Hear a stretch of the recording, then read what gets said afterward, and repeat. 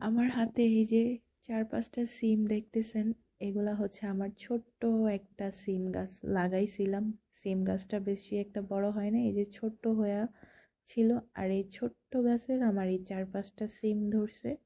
তো যেগুলা খাওয়ার উপযোগী ছিল 4-5টা আমি ছিঁড়ে নিয়েছিলাম। আর এখানে হচ্ছে আমার টমেটো গাছ, এগুলা হচ্ছে আমি লাগাইছিলাম টমেটোর বিচি। তো এখান থেকে চারা হইছে, দেন এই যে এত বড় হয়েছে মাশাল্লাহ। কিছুদিন পর আমার টমেটো গাছে টমেটো ধরবে।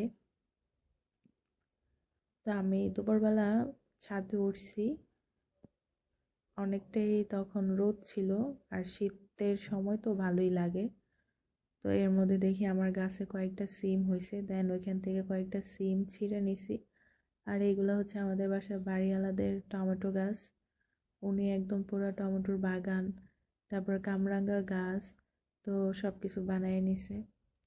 তো আমি এখানে হচ্ছে মানে মুরগির যে অবহেলিত অংশ, যাকে বলে মুরগির হাত পা কলিজা গিলা, এগুলো নিয়ে নিছি।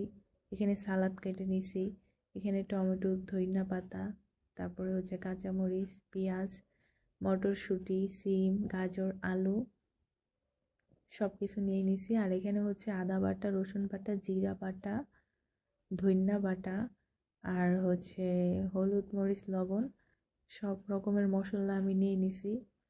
তো কি মশলা নিছি তো নামও বলে দিছি। আমি হচ্ছে আজকে মুরগির অবহেলিত অংশ দিয়ে হচ্ছে খিচুড়ি রান্না করব। আর খিচুড়ি রান্না করার জন্য এখানে আমি চাল আর ডাল নিয়ে নিছি পরিমাণ মতন। তো এখন আমি খিচুড়ি রান্না করার পর্যায়ে চলে যাব। পরিমাণ মতন তেল দিয়ে দিব, তারপরে হচ্ছে কয়েকটা তেজপাতা, জীবনটা যেরকম তেজপাতা হয়ে যায় এই তেজপাতাটা দিয়ে দিব। এই তেজপাতার কোনো নাই, উপকার নাই।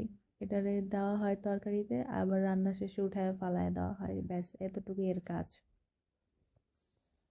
এরপরে হচ্ছে আমি আদা রসুন বাটা দিয়ে একটু ভালো মতন কষায় নিব, যাতে আদা রসুন বাটার যে ফ্লেভারটা এটা না থাকে।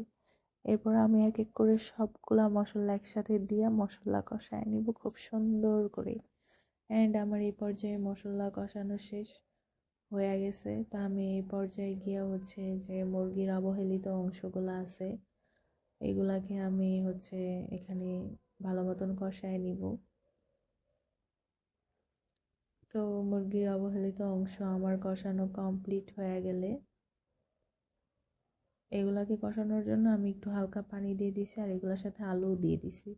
তো এখানে আমার মুরগির অবহেলিত অংশগুলো কষানো প্রায় কমপ্লিট। এরপরে কষানো হয়ে গেলে হচ্ছে আমি সবজিগুলো অ্যাড করে দিতেছি। অ্যান্ড আমি সবজিগুলোকে ভালো মতন একটু 5 মিনিটের জন্য কিংবা 2 মিনিটের জন্য একটু নাড়াচাড়া দিয়ে একটু কষায় নিছি। তো এই পর্যায়ে গিয়ে আমি চাল আর ডাল হচ্ছে দিয়ে দেব। এখন আমি চাল আর ডাল হচ্ছে ভালো মতন মশলা ইভেন হচ্ছে মুরগির অবহেলিত অংশ সবগুলো একসাথে মিক্সড করে সুন্দর মতন 2-3 মিনিটের জন্য নাড়াচাড়া দিয়ে দিব। সুন্দর মতন নাড়াচাড়া দেওয়া হয়ে গেলে আমি এখানে পরিমাণ মতন হচ্ছে 1 কলসি পানি দিয়ে দিব। যাই হোক, আমি এখানে পরিমাণ মতন পানি দিয়ে দিছি। এরপরে হচ্ছে যেহেতু লেটকা খিচুড়ি হবে এটা, তো পানিটা আসলে একটু বেশি লাগবে। আর লেটকা খিচুড়ি বেশি পানি না দিলে ভালো লাগে না। তো এখানে হচ্ছে আমি কাঁচামরিচগুলো দিয়ে দিতেছি। এরপরে হচ্ছে আমার এই যে বলকায় পড়ছে খিচুড়িটা। তো খিচুড়িটা এরকম বলক খাইলে আমি হচ্ছে এটার ঢাইকা দিব। আর আমি এটার যে জালটা এটা মিডিয়ামে আঁচ করে দিব। দেন আমার আস্তে আস্তে খিচুড়ি হওয়ার পালা। এরপরে আমার খিচুড়ি প্রায় হয়ে আসছে। এই মুহূর্তে গিয়ে আমি হচ্ছে ধনিয়া পাতা দিয়ে দিব। আর আমি কিছুক্ষণের মধ্যে খিচুড়ি নামায়াও ফেলবো। তো যাই হোক, ধনিয়া পাতা দেওয়ার 5 মিনিট পরে হচ্ছে আমার খিচুড়ি নামানো হয়ে যাবে। তো এই পর্যায়ে আমি খিচুড়ি নামিয়ে ফেলবো। আমার এখন খিচুড়ি রেডি, এখন হচ্ছে আমার পরিবেশনের পালা। তো এখন আমি হচ্ছে খাওয়ার জন্য রেডি। এই তো খিচুড়ির লোকটা জাস্ট অসাম। আমার তো লেটকা খিচুড়ি খুবই ভালো লাগে। তা এখন আমি খাওয়ার জন্য হচ্ছে নিয়ে নিছি, আর আমার প্লেটটাকে সুন্দর মতন সাজায় নিলাম। তো ব্যাস, আমার খিচুড়ি রেডি। আল্লাহ হাফেজ, সবাই ভালো থাকবেন।